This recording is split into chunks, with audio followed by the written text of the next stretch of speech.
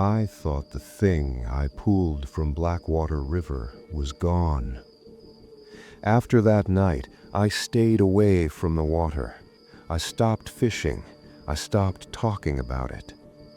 But 3 weeks ago, something showed up inside my house. Not footprints, not scratches, a door. There has never been a door in my basement. I've lived here for 6 years. The back wall is solid concrete. But during a thunderstorm, when the power went out, I went downstairs to check the breaker panel. And there it was, a narrow wooden door built directly into the foundation. No frame, no hinges visible, just a brass handle dripping water onto my basement floor. And from the other side, I could hear something breathing, slow, wet, and familiar. If you're new here, I post true-style horror stories every week. If you watched my Blackwater River story, this is what happened after.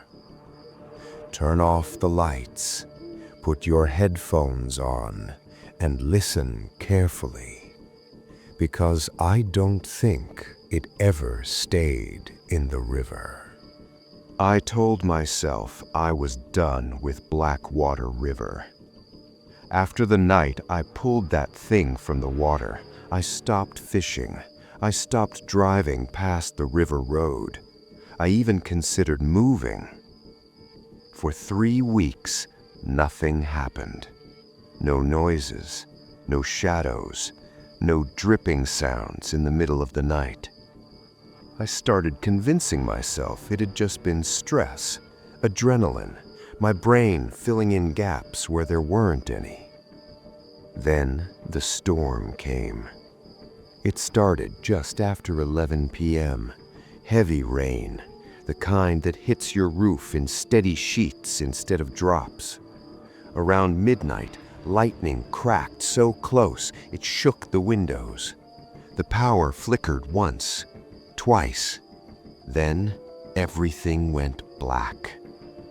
My house fell into complete silence. No refrigerator hum, no air conditioner, just the sound of rain and distant thunder. I grabbed my phone and headed downstairs to reset the breaker panel. Halfway down the basement steps, I felt it. That cold. Not basement cold, river cold. The kind that sinks into your bones and doesn't leave. I stopped halfway down the stairs, listening. Nothing, just silence. When I reached the bottom and turned on my flashlight, I immediately noticed something wrong. The back wall looked uneven. For 6 years, that wall had been plain concrete. I'd painted it once. I'd leaned shelves against it. I knew every crack. But now, centered between 2 foundation beams, there was a door. Narrow, about 6 feet tall, dark wood, slightly warped like it had absorbed moisture. No visible hinges, no frame. It looked like it had been built directly into solid concrete. Water dripped from the brass handle. Drip, drip, drip. A small puddle had formed beneath it. I just stood there, trying to make sense of it. Maybe it had always been there. Maybe I'd somehow never noticed it. But that wasn't possible. There had never been a door. Then I heard it. A slow inhale from the other side. Soft, wet, steady breathing. Every hair on my arms stood up.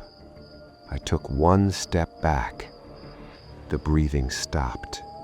Silence filled the basement.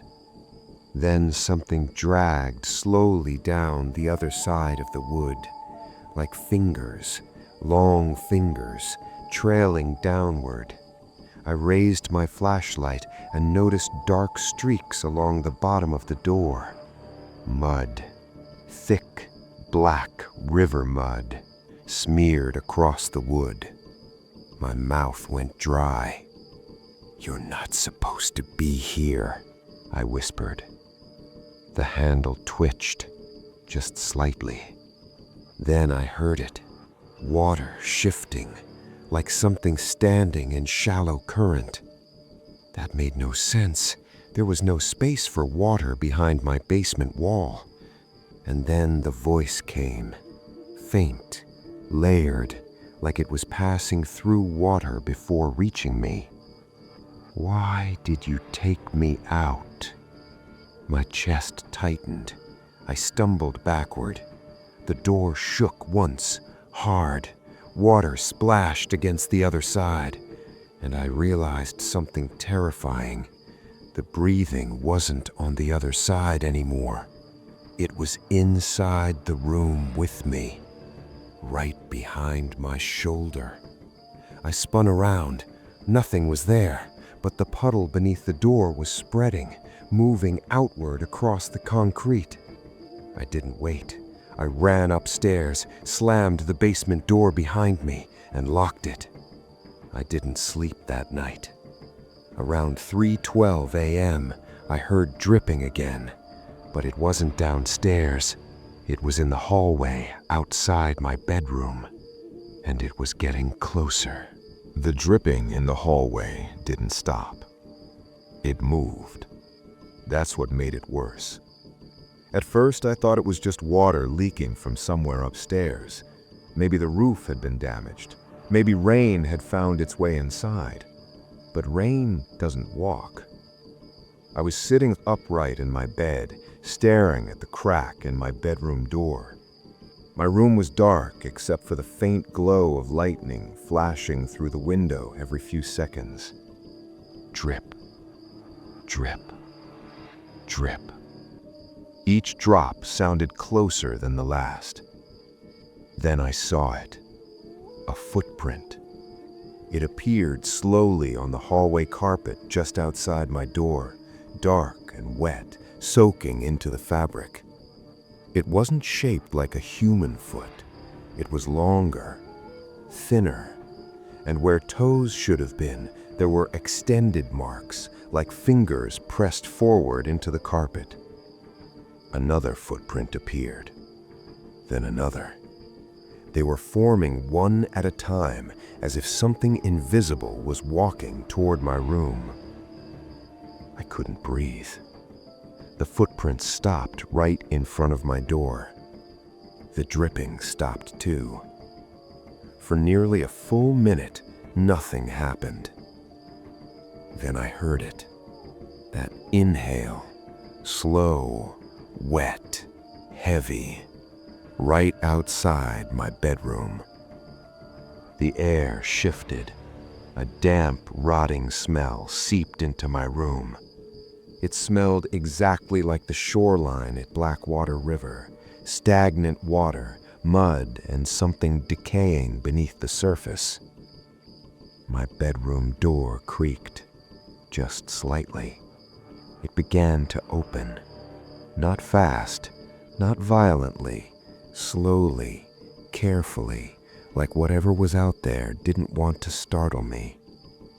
The door moved an inch, then another. I shut my eyes immediately and forced my breathing to slow. I don't know why I pretended to be asleep.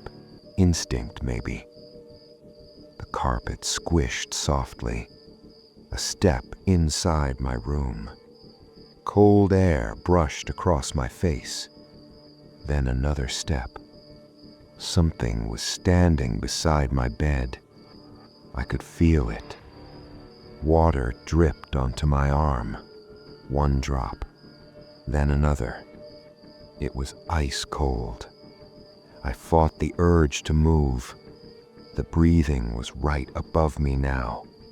Not aggressive, not angry, just observing. Then I felt something brush against the side of my mattress, slowly sliding along the edge, like long fingers tracing the frame. A whisper came next, not loud, not shouted, barely there. Take me back. My eyes snapped open before I could stop myself. The room was empty. The door was wide open. Moonlight spilled across soaked carpet, and muddy footprints led from my hallway to the side of my bed, and then back out again. I shot up and turned on the lamp. My entire bedroom floor was damp. Water pooled near the doorway, and carved into the wooden side of my bed frame were 4 words: "Take me back." The letters were gouged deep, not scratched lightly, carved, like something with sharp, narrow fingers had pressed into the wood with deliberate force. My heart pounded so hard I felt dizzy. I grabbed my phone and rushed downstairs. The basement door was no longer locked. It stood slightly open. Water had seeped out into the lower hallway. My socks were soaked before I even reached the final step. The basement was colder than before, and brighter, not with light, but with reflection. The door in the concrete wall was wide open now, and behind it, there was no wall, there was no foundation, there was space, open space filled with moving black water. It stretched farther than my flashlight could reach. Fog hovered low over its surface, and I could hear current, actual river current, flowing gently. My basement floor was half submerged. Water rippled outward from the doorway like it was connected to something endless.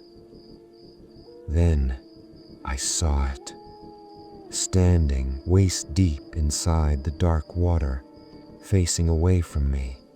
Tall, too tall, its shoulders narrow, its arms long enough to hang below the surface.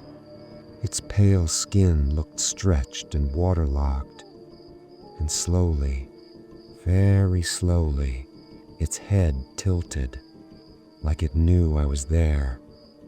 The water around it began to ripple, and from somewhere deeper within the darkness behind it, I heard more breathing. Not just one, many, waiting. By morning, the Blackwater looked almost normal. That's what made it worse. Sunlight cut through the trees in thin gold beams. The river moved slow and lazy, like it had nothing to hide, like it hadn't whispered my name from beneath the surface, like it hadn't left that thing on my dock. I hadn't slept. Every time I closed my eyes, I heard it again. Eli. Not shouted, not screamed, just spoken, calm, familiar, like someone standing directly behind me. I told myself I was being paranoid. Sleep deprivation, stress, grief does strange things to your mind. That's what people say when they don't want to believe something else is happening. But I wasn't grieving anyone, not until last night. I grabbed the old camcorder from the garage before heading back to the dock. If something was happening, I wanted proof. I needed to see it through something other than my own eyes. The dock boards creaked under my boots. The water was still, too still. I pressed record. Blackwater River, I muttered into the mic. 8:14 a.m. Nothing unusual, just documenting. The words sounded ridiculous even as I said them. For a few minutes, nothing happened. just the low hum of insects and the gentle lap of wood against wood. Then the current shifted. It wasn't wind. It wasn't a boat. The center of the river darkened like ink spreading beneath the surface. I zoomed in. The darkness thickened, twisting slowly, forming a shape just beneath the waterline. A human shape. Standing upright. Impossible. The river there was at least 15 feet deep. The camera trembled in my hands. "Come on," I whispered. "Come on, move." The shape didn't rise. It didn't swim. It simply stood there beneath the surface, head tilted slightly upward, like it was looking directly at me. Then the whisper came again. Not from the trees, not from the wind, from the water. "Eli." This time the river rippled with the sound. I froze, because it wasn't just my name, it was my voice. Perfect, exact, like a recording played back through something wet and broken. I staggered back a step. The shape beneath the water began to rise, slowly, deliberately. The top of its head broke the surface first, hair plastered flat against pale skin. Then its eyes opened. They were wrong, completely black, not empty, not hollow, just filled like oil. Its mouth moved before it made sound. "I'm cold," it said. My voice, not distorted, not monstrous, just me. The camcorder slipped slightly in my grip. The thing's head tilted again, mimicking my posture exactly. Then it smiled. I didn't, but it did. And I realized something that made my stomach turn. It wasn't copying me in real time.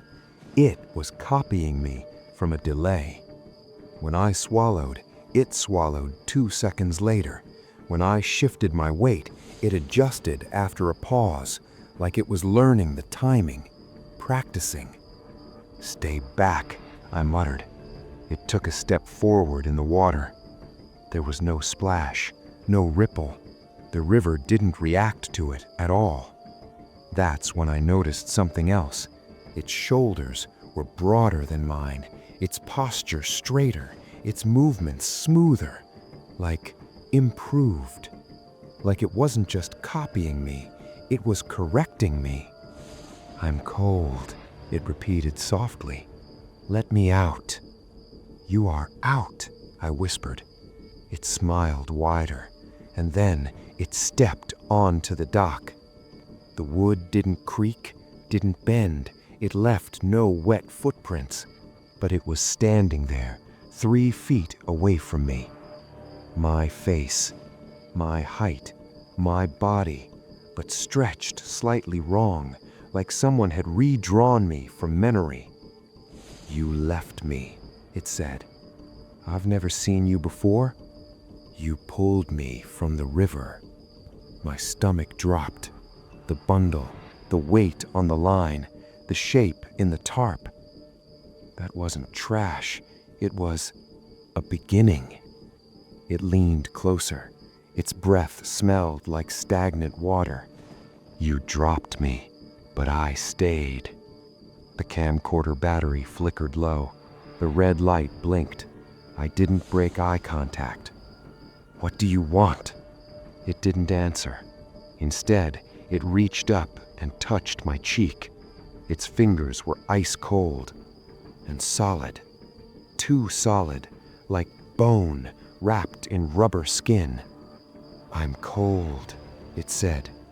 And then it did something that finally broke me.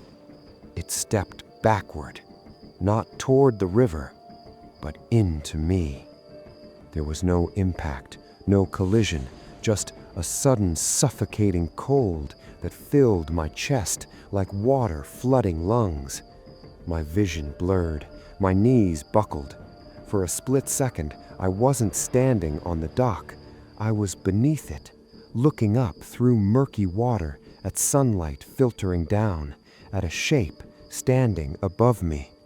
My shape, smiling. And then I was back, gasping, alone on the dock, the river calm again. The camcorder lay on the boards beside me, still recording. But when I picked it up and checked the screen, there was nothing in the footage. No dark shape, no figure rising from the water, no duplicate stepping onto the dock.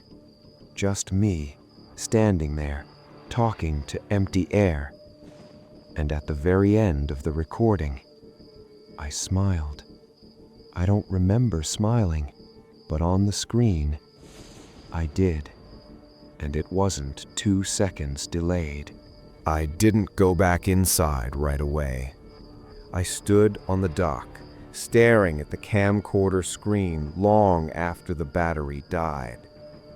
On the footage, I was alone the entire time. Alone, except for the last 5 seconds. That smile. It wasn't wide. It wasn't exaggerated. It was subtle, small, but it wasn't mine. Because I could see it in my eyes. Recognition, like I was looking at someone I already knew. I told myself it was shock, adrenaline, the brain misfiring after stress. That's what people say when reality bends. They give it softer names. But the cold inside my chest hadn't faded. It wasn't emotional. It was physical, a heavy, damp chill that felt like river water pooled behind my ribs. I finally turned toward the house. Halfway up the yard, I stopped. The front door was open. I was certain I'd closed it. The air inside felt wrong, humid, thick, like stepping into a basement that had flooded and dried too slowly. "Hello?" I called. My voice echoed too far. No answer. I walked inside slowly, every floorboard creak too loud in the silence.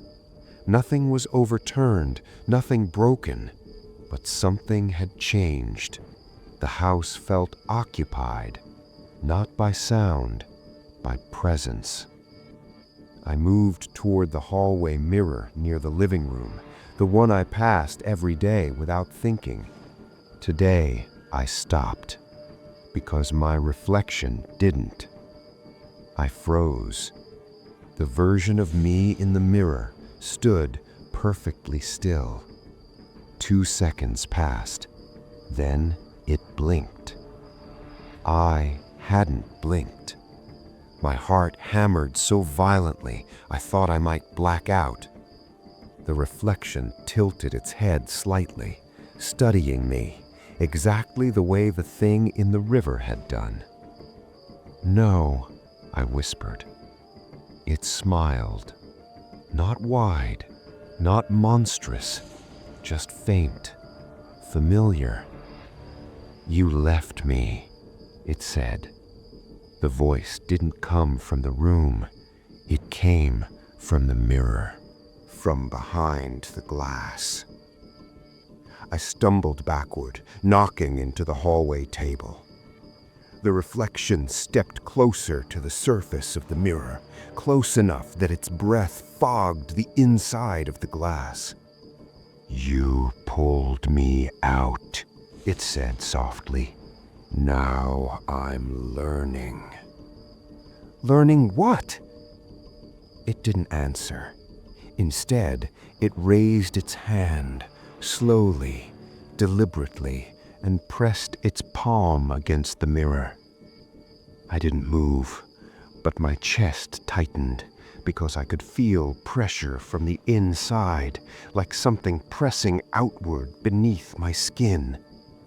The cold spread through my arms, through my throat, into my jaw, and suddenly my body moved, not by choice. My hand lifted, my palm pressed against the mirror, matching it. The reflection's smile widened slightly. "Better," it whispered. The glass rippled, not shattered, not cracked. It rippled like water disturbed by a stone, and I understood something in that moment that made everything worse. It wasn't trapped in the river. It wasn't trapped in the mirror. It wasn't trapped anywhere. It needed a shape, a voice, a rhythm, and I gave it all three. My hand began to push harder against the glass. I tried to pull it back. I couldn't. The surface softened beneath my palm, cool, liquid. My reflection leaned forward, its forehead touching the inside of the mirror as mine was forced against the outside.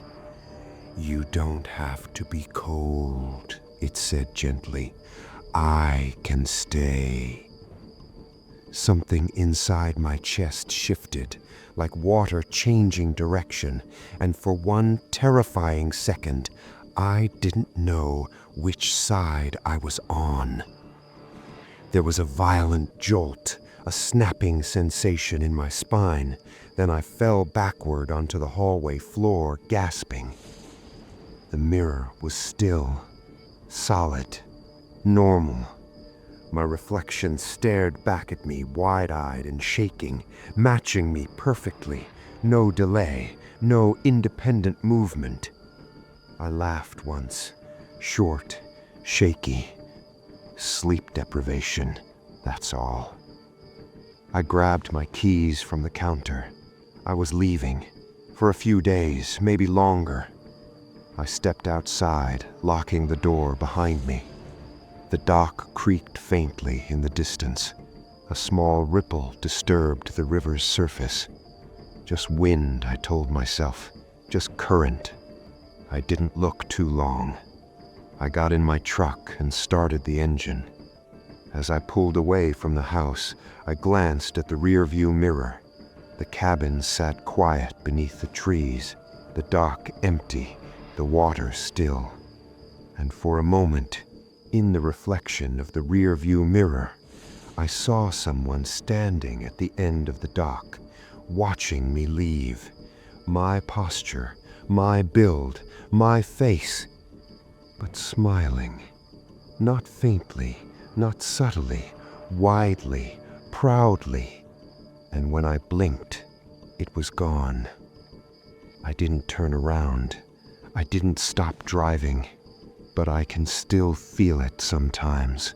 That cold, not outside me, inside, settled, patient, and every now and then, when I pass a dark window at night, my reflection lingers just a little too long, smiling after I've already looked away.